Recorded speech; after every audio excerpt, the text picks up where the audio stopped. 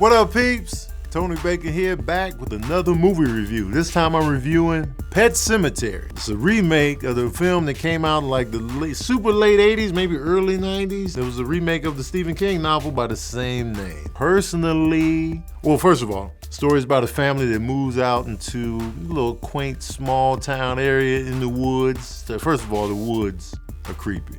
Trees are creepy. I love trees in the daytime. At night, I want nothing to do with them. Anyway, so they move from Boston. They want to acquire their life out here. We in the country. And they move into this house right next to like a busy truck route. They move into this house. They have a pet cemetery on the property.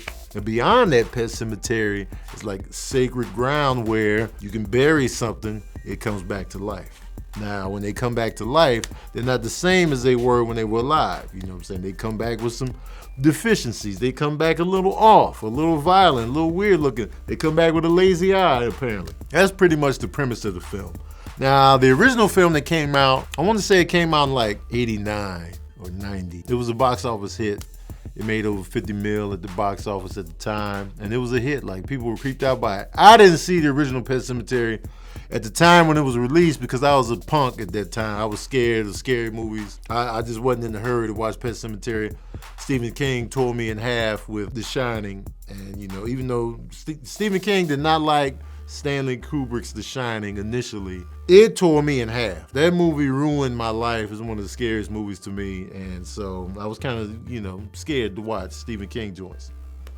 So Pet Sematary, I ignored the hell out of. So I didn't watch the Pet Sematary until late last year. I watched it on, it was either Amazon Prime or Hulu. They had it on there. I was like, let me peep game. Let me see what's up with Church. Church is the cat that comes back. It was creepy, visually a little dated. The way the movie was set up and shot, it was dated. The creep factor was there, you know what I'm saying? The ghoul that was trying to warn the doctor, like, hey, the ground is spoiled, like, you know, and he wasn't like, if you come to me as a ghost, please come to me in the form you were in before your horrible death, okay? Now, if you had a horrible accident, your brains are hanging out of the thing, can you not come to me looking like how you died exactly? Can you come back minutes before the accident?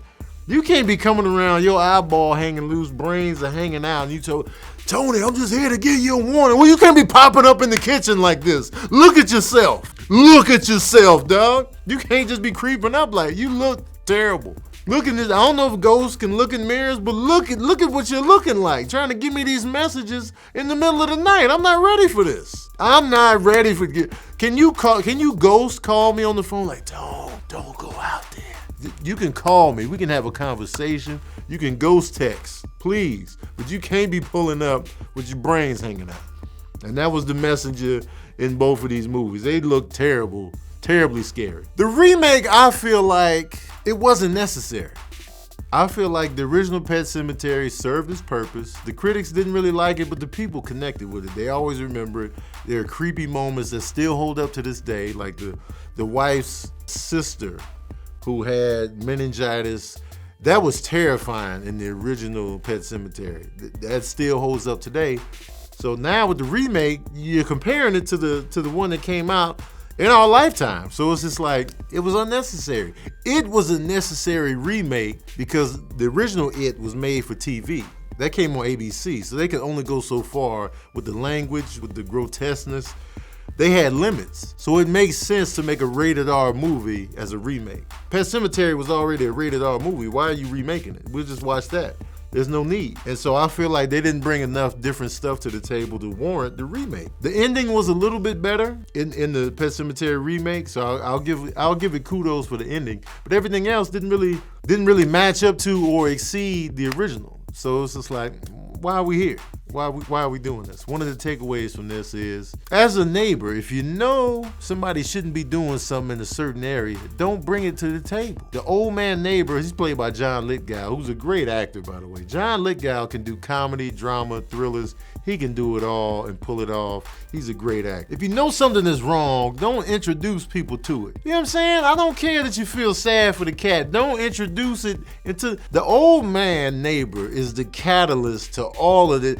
he ruins the whole family, the original and the remake. He is just, don't bring it up. If I'm an old man, I know what's in store if you bury something in this certain area. I'm not gonna bring it to the table. Oh, your cat died. That's crazy. Cats be dying.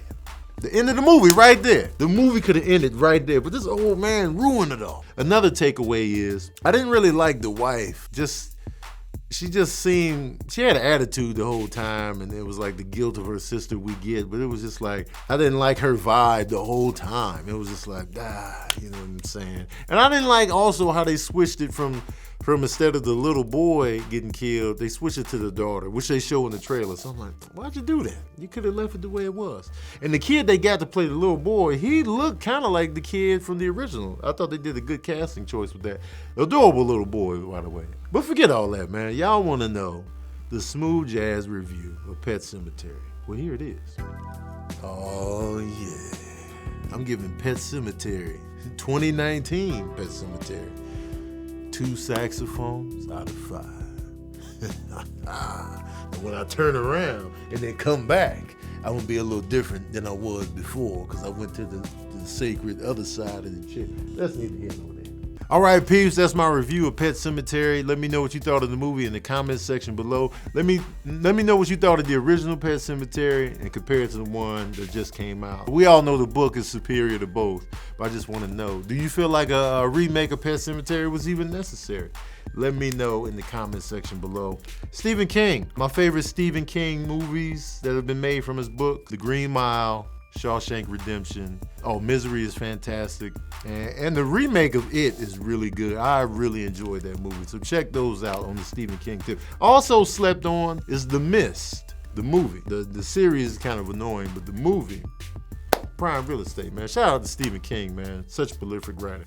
Anyway, then, don't forget to like, share, subscribe, and as usual, we out here.